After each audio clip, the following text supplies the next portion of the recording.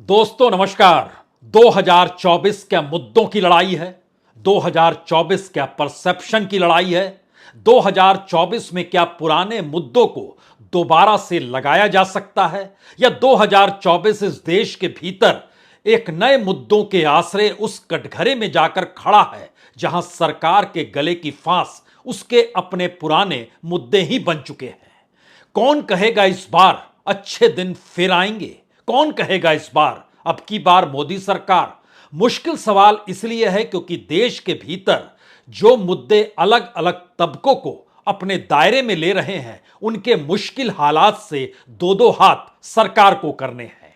और इन परिस्थितियों में अंतर्राष्ट्रीय तौर पर जो परसेप्शन राहुल गांधी अब बना रहे हैं और जो सवाल अंतर्राष्ट्रीय मंचों से भारत को लेकर हो रहा है उसका जवाब दे दिया जाए या इस देश के भीतर में चुनाव जीतकर उसका जवाब खुद ब खुद उन्हें मिल जाएगा, इस दिशा में बढ़ा जाए। और शायद यही वो दिशा है जहां पर बीजेपी कहें या प्रधानमंत्री मोदी कहें, वह भी अपना नया रोड मैप या नया प्लान बनाने की दिशा में बढ़ चुके हैं। प्रधानमंत्री मोदी के इर्द गिर्द 2024 का चुनाव लड़ा जाएगा। हर कोई जानता है कि मोदी के बगैर बीजेपी कुछ नहीं, आरएसएस कुछ भी नहीं। और हर कोई जानता है कि मोदी अगर मुद्दा खत्म हो जाए तो विपक्ष भी अपने तौर पर किसी दूसरे विजन के साथ खड़ा हो नहीं पाएगा। तो क्या ऐसे में मोदी को केंद्र में रखकर 2024 की दिशा में बढ़ते हुए कदम पहली बार देश के भीतर के मुद्दे और अंतर्राष्ट्रीय तौर के परसेप्शन को एक साथ लेकर चल रहे हैं? यह सवाल इसलिए बड़ा महत्वपूर्ण है क्योंकि अभी तक जो प्लान बनाया गया, जो रोडमैप का दायरा खींचा गया, उसके दायरे में अल्पसंख्यक समुदाय को कैसे लाया जाए, इस दिशा में बीजेपी ने सोचना जरूर शुरू किया। और कई मौकों पर खुद प्रधानमंत्री मोदी ने जिक्र भी कर दिया। यह भी जिक्र किया कि महिलाओं को भी एक बड़े वोट बैंक के तौर पर समझना होगा और उनके अनुकूल परिस्थितियां खींचनी होगी। लेकिन इसके ठीक समानांतर विपक्ष जिन मुद्दों पर खड़ा है या मुद्दे जिस दिशा में विपक्ष को अपने साथ खड़ा हुआ देखना चाहते हैं, हमें लगता है आज उस पर गौर करने की जरूरत है। देश के 11 करोड़ युवा मजदूर या युवा बेरोजगार इस दौर में उस दौड़ से बाहर हो गए जहां पर उन्हें रोजगार चाहिए या मजदूरी मिल पाए। यानी निराशा इतनी भयानक कि वो मान कर चुके हैं कि दरअसल अब नौकरी नहीं मिलेगी। वो मान चुके हैं कि असंगठित क्षेत्र में रोजगार तो दूर की बात, मजदूरी भी नहीं मिलेगी। और इसमें कोई दूसरा प्रांत नहीं, सबसे बड़ा प्रांत उत्तर प्रदेश और वहां के 24 से 27 बरस के बीच के जो डिग्रीधारी युवक हैं उसमें तकरीबन 11 लाख की कमी आ गई, ये जानते समझते हुए कि दरअसल अब रोजगार नहीं मिलेगा। भयानक निराशा अगर युवाओं के भीतर है, भयानक आक्रोश अगर युवाओं के भीतर है, तो अगला सवाल यह भी कोई भी कर सकता है कि तब सरकार कौन से नारे लगाएगी, प्रधानमंत्री मोदी कौन सी रैलियों में किस नारे को बल देंगे, क्योंकि एक के बाद एक 5 राज्यों में चुनाव होने हैं और फिर 2024 दरवाजे पर दस्तक देगा। इन दो परिस्थितियों के बीच तीसरी परिस्थिति भारत के लोकतांत्रिक परिस्थिति और उससे सटे हुए संसद के भीतर की परिस्थितियों के बीच राहुल गांधी ने खुद को लंदन में जाकर खड़ा कर दिया। तो अंतर्राष्ट्रीय तौर पर जो परसेप्शन भारत को लेकर बन रहा है, याद कीजिए तो इसी परसेप्शन को नए तरीके से 2015 के बाद से प्रधानमंत्री मोदी ने दुनिया के अलग अलग हिस्सों में रैलियां की, वहां पर सभा सम्मेलन किए, एनआरआईज के साथ बैठे, वहां पर जो हिंदू स्वयंसेवक मंच है उसके साथ मिलकर उन्होंने, चाहे वो ऑस्ट्रेलिया का सिडनी हो, चाहे वो लंदन हो, चाहे वो न्यूयॉर्क हो, कोई भी प्रदेश हो दुनिया का, उसके भीतर जाके उन्होंने एक चकाचौंध भारत के भीतर बाहर से परोसी। और राहुल गांधी बाहर से ही देश के भीतर की परिस्थितियों को नए तरीके से इस रूप में रख रहे हैं कि देखिए, जो नेता दुनिया के मंचों पर भारत की चकाचौंध के साथ उस चकाचौंध को भारत की गरीबी के अनुसार ढकने का प्रयास करता था, उसको नए सिरे से जान लीजिए। लड़ाई दो तरफा है, संघर्ष चौतरफा है और इस मौके पर एक एक परिस्थिति और एक एक मुद्दे को आज समझने की जरूरत इसलिए भी है क्योंकि पहली बार देश के भीतर मैन्युफैक्चरिंग सेक्टर जो है वह एग्रीकल्चर सेक्टर के लगातार नीचे ही नहीं चल रहा है, बल्कि उसका आउटपुट भी एग्रीकल्चर से कम हो गया है। और नई परिस्थिति में जो रिफॉर्म इकोनॉमिक अपनाया गया उसमें पहली बार इस देश के भीतर सबसे बड़ा मुद्दा यही हो चला है कि जो रिफॉर्म भारत के अपर मिडिल क्लास या अपर क्लास को लेकर रिफॉर्म जिस मार्केट इकोनॉमी का अपनाया गया मौजूदा वक्त में उसको आपको डाइल्यूट करके अब लोअर क्लास से जोड़ना होगा। लेकिन लोअर क्लास को लेकर जो 5 किलो अनाज और डायरेक्ट बैंक ट्रांसफर का जो बेनिफिट देते हुए उनको साथ लेने की जो पहल सरकार ने की, क्या उसको लेकर भी अब मुद्दे उसी सरकार की नीतियों को कटघरे में खड़ा करेंगे? प्लानिंग दोनों तरफ की क्या बनती है? सरकार का रोडमैप यानी मोदी सरकार का रोडमैप क्या है 2024 को लेकर, और दूसरी तरफ वो कौन से मुद्दे हैं जो सरकार को कटघरे में खड़ा करेंगे? और तीसरी बात परसेप्शन की इस दौर में लगातार चलती रहेगी। तो आइए हम उन पन्नों को खोलते हैं। इन पन्नों को खोलने के साथ हो सकता है पहला आप जानना चाहते हैं सरकार का प्लान या फिर मुद्दे जो कटघरे में देश के आसरे खड़े कर चुके हैं। सरकार जानती है कि दरअसल जिन मुद्दों के आसरे इस देश में उससे लोग छिटक रहे हैं उसमें सबसे बड़ी तादाद युवाओं की है। और अगर ध्यान दीजिए तो 2011 के सेंसस में इस देश के भीतर लगभग 48 करोड़ वर्कफोर्स हुआ करती थी, जो कि 2016 में बढ़कर 51 करोड़ पहुंची और आज की तारीख में वह दोबारा से 48 करोड़ के नीचे आ गई है। इस वर्कफोर्स का मतलब बहुत साफ है कि इस दौर में यानी 2011 के बाद से जितनी जनसंख्या उस वर्कफोर्स में तब्दील हुई जिसको संगठित असंगठित क्षेत्र में रोजगार चाहिए, उसके सामने एक अंधेरा नजर इस दौर में कम से कम रोजगार का आने लगा। हमें लगता है यहां पर सरकार के इकोनॉमिक सर्वे का भी जिक्र हो। इस देश के भीतर में 5-6 राज्यों का हम जिक्र करेंगे आपके साथ, जो दिखलाता है कि इस देश में सबसे ज्यादा जो प्रवासी मजदूर होते हैं उनके सामने मुश्किल क्या आ गई है, काम उन्हें नहीं मिल पा रहा है। और उस दायरे में उत्तर प्रदेश, उत्तराखंड, बिहार, झारखंड, महाराष्ट्र और राजस्थान, इन 6 राज्यों का भी जिक्र करेंगे क्योंकि जिले दर जिले जो रिपोर्ट बताई जाती है और उसमें सबसे बड़ी बात यह है कि भारत के भीतर रोजगार मिलने, वो चाहे संगठित हो या असंगठित हो, दोनों परिस्थितियों में रोजगार की स्थिति सिमटती जा रही है। युवा जो हमने जिक्र आपसे 11 करोड़ का किया वह वोटर है। वो क्या करेगा? सरकार के माथे पर इस बात को लेकर शिकन है। वो शिकन दिखाई नहीं देगी लेकिन धीरे धीरे उसे समझ में आ रहा है। तो ध्यान दीजिए, इस देश के भीतर में 10 टॉप जगह, उसमें से 5 या जगह जो है वो तमिलनाडु की ही है जहां पर रोजगार सबसे ज्यादा मिलता है। इसके अलावे दिल्ली के सटा हुआ गुरुग्राम का इलाका, खुद दिल्ली, मुंबई, नोएडा, इंदौर, भोपाल और बेंगलुरु, यही वो टॉप मोस्ट 6-7 जगह हैं जहां पर रोजगार मिलता है। और जहां पर तमिलनाडु के 5 जगह है उसमें थिरुवरूर, चेन्नई, कांचीपुरम, ईरोड और कोयम्बटूर आता है। हम इस जगह का जिक्र सिर्फ इसलिए कर रहे हैं क्योंकि तमिलनाडु के भीतर बीजेपी एक भी सीट जीत नहीं पाई है। वहां के लोकसभा में उसको एक भी सीट नहीं मिली। उसके बाद दूसरी तरफ जब आइएगा तो जिन जगहों पर उसने सीट जीती वो सारी सीटें जीती हुई है, वो चाहे दिल्ली हो, चाहे हरियाणा हो, चाहे कर्नाटक का बेंगलोर ही क्यों ना हो, या मध्य प्रदेश का इंदौर और भोपाल का ही जिक्र हम क्यों ना कर रहे हो, इन जगहों पर बीजेपी की मौजूदगी है। तो जहां मौजूदगी है वहां पर नौकरियां कम हो रही है और आक्रोश वहीं से पनपता, और उसके बाद जब वो राज्यों के भीतर घुसता है तो कटघरा और बड़ा होता है।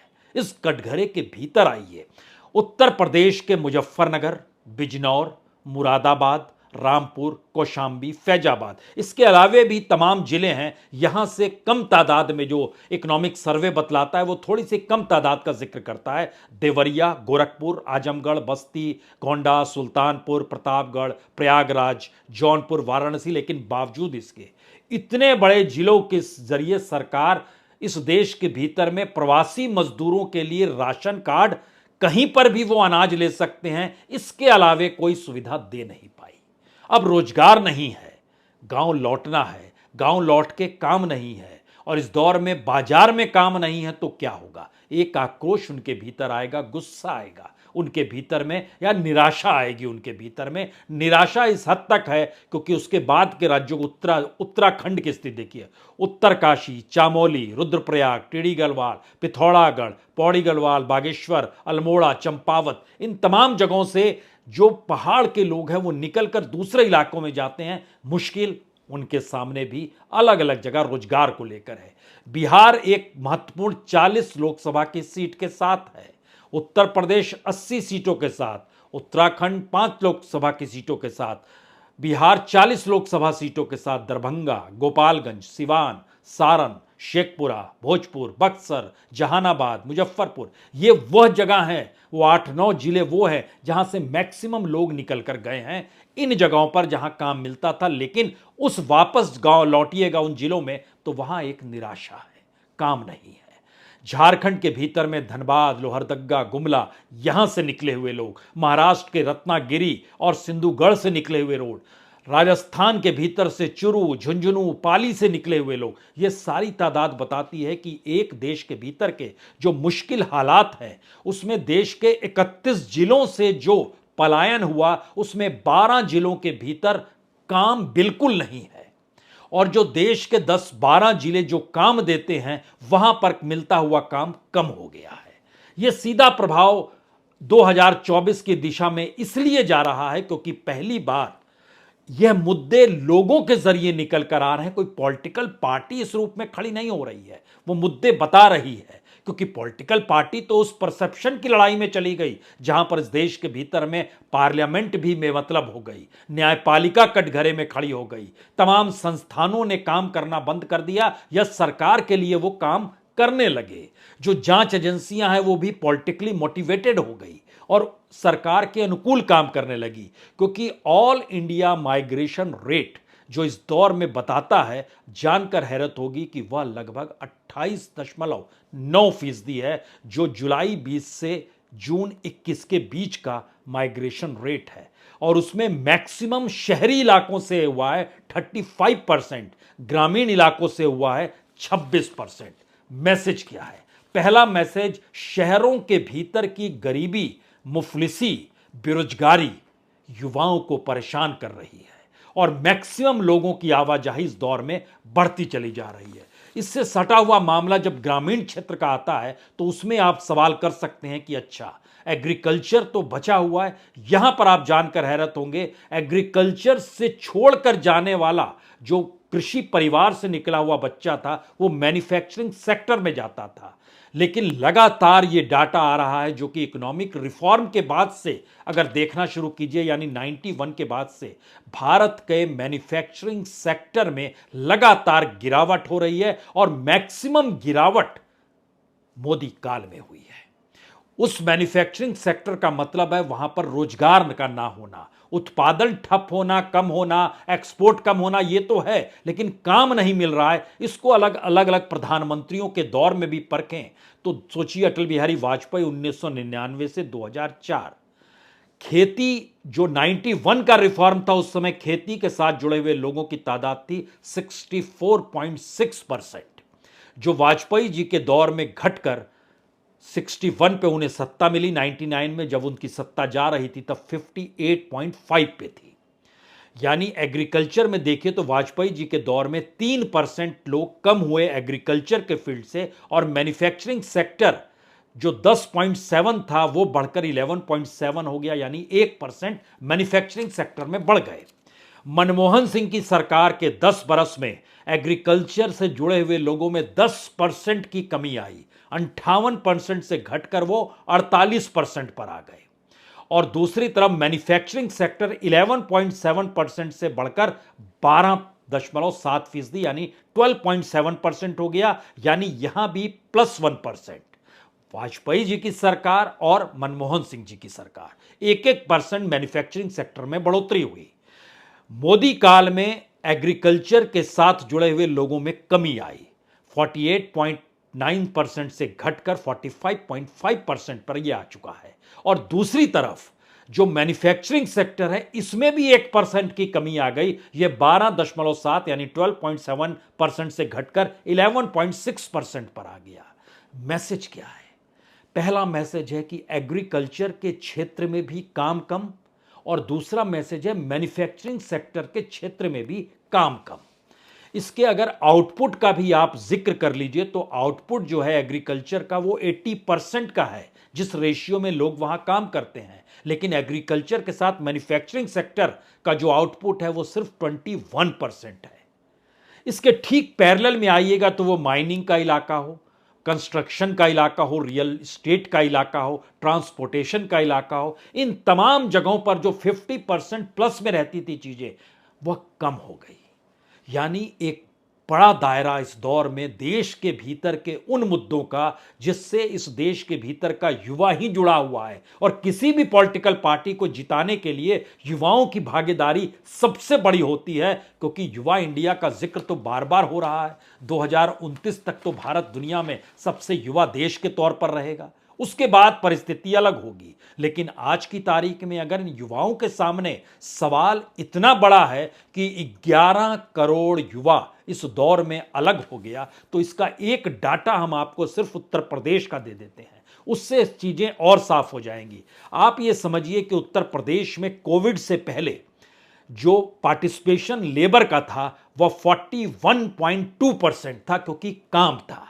कोविड के काल में आइएगा तो एक झटके में ये 10% घट गया और 41% से घसकर 31% पर आ गया। कोविड के बाद की परिस्थिति में ये और घटा और 27% पे आ गया। 2022 में ये और कम हुआ और 22.5% पे आ गया, और आखिरी डाटा निकल कर आया सितंबर से दिसंबर के बीच का कि ये 22.4% पे आ गया। यानी कोविड से पहले जितनी बड़ी तादाद में मजदूरों की तादाद उत्तर प्रदेश में जो हुआ करती थी वह एक झटके में आधी हो गई, क्योंकि काम नहीं है। और इसके ठीक समानांतर जो 20 से 24 साल का युवा है वह भी 27% से घटकर 17% पर आ गया। यह डाटा कोविड काल के ठीक पहले का, यानी सितंबर से दिसंबर 2019 में 27% और 2022 में 17.4%, यानी 10% यहां भी आ गया। इसका डाटा निकल कर आया कि 11 लाख युवाओं ने इस दौर में किसी नौकरी की आस ही छोड़ दी। अब यहां पर अगला सवाल आता है कि जब ऐसी परिस्थितियां इस देश के भीतर में है तो सरकार की अपनी प्लानिंग क्या होगी? अपनी प्लानिंग के तहत केंद्र में तो प्रधानमंत्री मोदी को ही रखा जाएगा, और इसमें उन्होंने दो तरफा प्लानिंग की है। युवाओं को छोड़कर महिलाओं को दायरे में कैसे लाया जाए, वोट बैंक के दायरे में, और कहीं अल्पसंख्यकों में कोई दरार डाली जा सके या उनके अनुकूल किसी योजना के जरिए वो वोट बैंक किसी कॉन्स्टिट्यूंसी में अनुकूल किया जाए, तो वह करने की जरूरत है। क्योंकि इस देश के भीतर के 2-3 राज्य ऐसे हैं जहां पर अगर आपने माइनॉरिटीज को साथ नहीं लिया तो फिर आपका बंटाधार। इसीलिए एक रोडमैप तैयार 2024 के लिए प्रधानमंत्री मोदी की रैली प्रचार को लेकर किया जा रहा है, जो इन मुद्दों से हटकर हो। और इन मुद्दों से हटकर मतलब यह है कि उसमें 2-3 एस्पेक्ट चुने गए हैं, खास तौर से केरल, तमिलनाडु और आंध्र प्रदेश। यहां पर एक भी सीट नहीं ले पाए। पिछले चुनाव में 84 लोकसभा की सीट में अगर एक भी सीट नहीं ले पाए तो इस बार लेने की जरूरत है। लेने की जरूरत से मतलब वहां पर ध्यान केंद्रित करने की जरूरत है। तो प्रधानमंत्री मोदी की रैलियां आपको केरल में, तमिलनाडु में और आंध्र में दिखाई देगी। और केरल के अंतर्विरोध जो है वो अंतर्विरोध कांग्रेस और लेफ्ट का जो बंगाल और त्रिपुरा में साथ खड़े होना है उसको भी उठाया जाएगा। कुछ नई स्कीम्स लाई जाएगी, कुछ नई योजनाएं लाई जाएंगी। यह 3 स्टेट एक अलग 84 है। दूसरी तरफ 2 बड़े छत्रप हैं, एक पश्चिम बंगाल में ममता बनर्जी, दूसरी उड़ीसा में नवीन पटनायक। इन दोनों जगहों की सीटें मिलाइएगा तो 63 लोकसभा की सीट बैठती है, और बीजेपी को यहां 1/3 सीट मिली, यानी 26 सीट मिली। 26 सीटों को कैसे बढ़ाया जाए तो अगला टारगेट बंगाल और उड़ीसा है, यानी दक्षिण पहला टारगेट, उड़ीसा और बंगाल दूसरा टारगेट।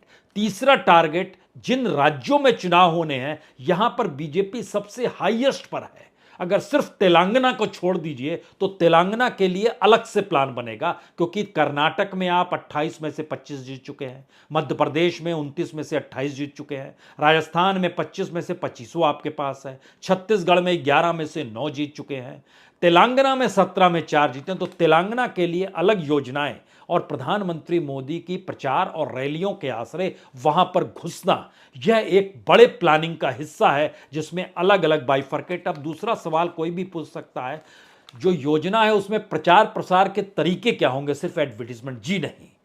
जो औसत तरीका बतलाया जा रहा है उसमें है कि हर दिन कम से कम 5 कार्यक्रम में प्रधानमंत्री मोदी इस देश के अलग अलग हिस्सों में जरूर नजर आने चाहिए। तो आप कहेंगे अच्छा, बरस भर के भीतर का 1500 से ज्यादा जगहों पर वो नजर आएंगे? तो यस, वो नजर आएंगे और ये प्रचार और उसकी शैली है। जो आखिरी सवाल इस देश के भीतर में उन योजनाओं के मद्देनजर उस परसेप्शन का बन गया है, जिस परसेप्शन के आश्रय पहली बार अंतर्राष्ट्रीय तौर पर इफेक्ट डाला जा रहा है और कहा जा रहा है कि अगर अंतर्राष्ट्रीय बैंकों ने भारत के उन कॉरपोरेट्स का पैसा बंद कर दिया तो फिर पॉलिटिकल फंडिंग कैसे, किस रूप में होगी, तो उसके उपाय देसी तौर पर कैसे क्रिएट किए जाएं, क्योंकि परसेप्शन की लड़ाई आप चुनाव जीत के जरिए ही दे सकते हैं। परसेप्शन के साथ देश के भीतर के मुद्दों की लड़ाई, कल तक आप विदेश की चकाचौंध परोसते थे, अब इस देश के भीतर में राज्य दर राज्य चुनाव नहीं गंवाने हैं और कहीं पर भी ज्यादा मुश्किल हालात के भीतर भी चेहरा एक ही रखना है। तो ध्यान दीजिए, कोई चेहरा कर्नाटक में नहीं है। कर्नाटक चुनाव में प्रधानमंत्री मोदी ही चेहरा रहेंगे। कोई चेहरा छत्तीसगढ़ में नहीं है, बीजेपी का चेहरा प्रधानमंत्री मोदी रहेंगे। कोई चेहरा राजस्थान में नहीं बनाया जाएगा, प्रधानमंत्री का चेहरा ही रहेगा। तेलंगाना में कोई चेहरा नहीं है, वहां भी चेहरा प्रधानमंत्री मोदी का रहेगा। मध्य प्रदेश में जरूर चेहरा है, लेकिन उस चेहरे को ही हम बदल देंगे तो ऐसी परिस्थिति आ सकती है, ऐसी परिस्थिति आ सकती है। तो फिर वही आया मसला कि चेहरा कौन होगा। तो चेहरा कुल मिला के एक ही होगा, चाहे वो राज्यों के चुनाव हो या सेंटर के चुनाव हो। पूरा तिलिस्म एक व्यक्ति के इर्द गिर्द, और उस तिलिस्म को भेदने के लिए इस देश के भीतर में पॉलिटिकल पार्टी से कहीं ज्यादा जनता अगर उन मुद्दों से प्रभावित हो रही है और वो सवाल खड़ा कर रही है, तो उसको कैसे अलग अलग हिस्सों में बांटा जाए, जहां के जो मुद्दे हैं उससे हटकर दूसरे राज्य के मुद्दों को उठाया जाए, इस दिशा में भारत की राजनीति सत्ता के जरिए अब कदम रखने वाली है, जो आपको चंद दिनों बाद नजर भी आने लगेगी। आखिर के 3 सबसे बड़े सवाल। पहला सवाल, इस देश के भीतर में अगर इस देश के वोटरों के साथ जुड़े हुए मुद्दे प्रभावित राजनीतिक सत्ता को करते हैं तो फिर विपक्ष की भूमिका इस दौर में क्या होगी, और विपक्ष उन मुद्दों के साथ खड़ा होगा या विपक्ष उन मुद्दों के आश्रय जनता को खड़ा होने देगा। यह 2 अलग स्ट्रेटजी होती है जिसका इंतजार करना होगा। दूसरी बात, जो परसेप्शन अंतर्राष्ट्रीय तौर पर बन रहा है और भारत के भीतर में जो अंतर्राष्ट्रीय या विकसित देशों की जो आवाजाही पूंजी की होती थी, वह रुकेगी या वह सिर्फ परसेप्शन के तौर पर रहेगी। भारत की डेमोक्रेसी, जिसका सवाल राहुल गांधी उठा रहे हैं, वह सिर्फ उस एस्पेक्ट पर रहेगी या वह कहीं ना कहीं फॉरेन फंडिंग के रुकने की प्रक्रिया कॉरपोरेट या शेयर बाजार को लेकर भी उस दिशा में जाएगी, यह भी देखने की चीज है। और तीसरी चीज, अगर पूरा चुनाव प्रधानमंत्री मोदी के इर्द गिर्द ही घूमने वाला है और सब कोई निशाना उसी पर लगाने वाला है, तो अगला सवाल यह होगा, क्या बीजेपी फिर उस दिशा में जाएगी जहां दूसरा कोई नहीं, या फिर इस दौर में विपक्ष अपनी रणनीति को चेंज करेगा और मोदी का नाम नहीं लेकर उन मुद्दों के आश्रय इस देश के सामने कुछ नए विजन को रखेगा कि किस दिशा में अब इकोनॉमिक रिफॉर्म जाना चाहिए, किस दिशा में मैन्युफैक्चरिंग सेक्टर और एमएसएमई को लेकर सवाल होने चाहिए, और किस दिशा में इस देश की जनता को खुद के भविष्य को तय करने के लिए 2024 में वोट डालने चाहिए। इंतजार इसका भी करना होगा। बहुत बहुत शुक्रिया, बहुत बहुत शुक्रिया।